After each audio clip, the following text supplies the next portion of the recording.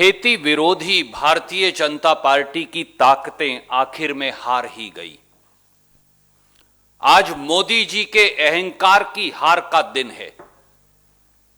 आज किसान विरोधी भाजपाई और उनके पूंजीपति मित्रों की ताकत की हार का दिन है। आज खेत खलिहान पूंजीपतियों को बेचने के षड्यंत्र की हार का दिन है। और साथियों, आज किसान, मजदूर, मंडी मजदूर और दुकानदार की जीत का दिन है।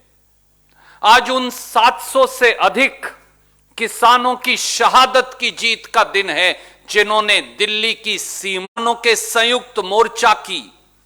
यह जीत है समूचे विपक्ष की, जिन्होंने राहुल गांधी जी के नेतृत्व में किसान संसद में पहुंचकर यह संदेश दिया था कि पूरे देश का विपक्ष बगैर किसी पक्षपात के एक चट्टान की तरह किसान और खेत मजदूर के साथ खड़ा है।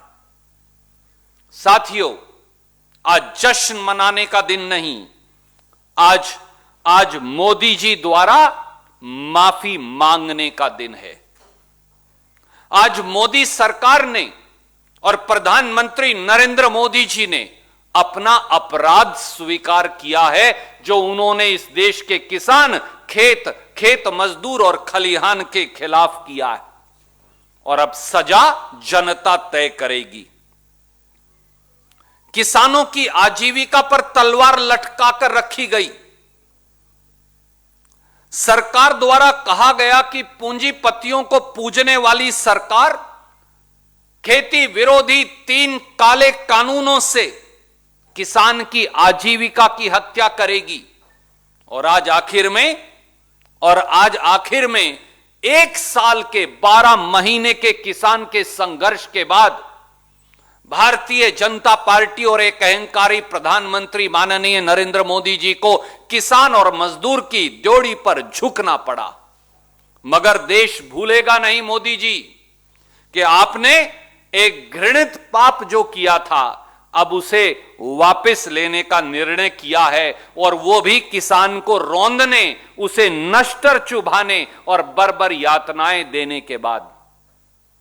अब जनता समझ गई है कि भाजपा की हार के आगे ही हिंदुस्तानियों की जीत है।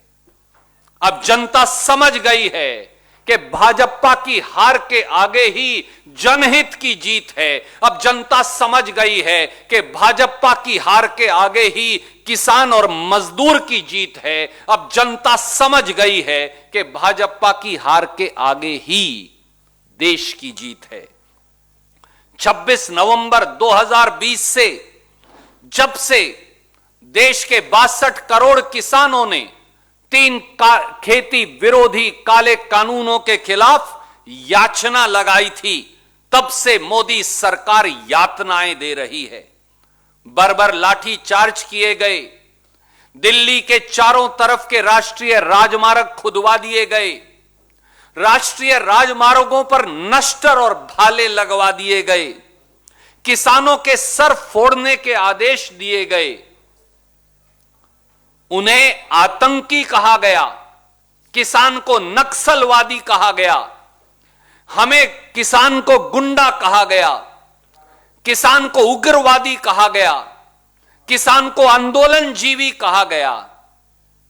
और कुछ गोदी मीडिया के मित्र भी मोदी सरकार के इस प्रचार में शामिल हो गए।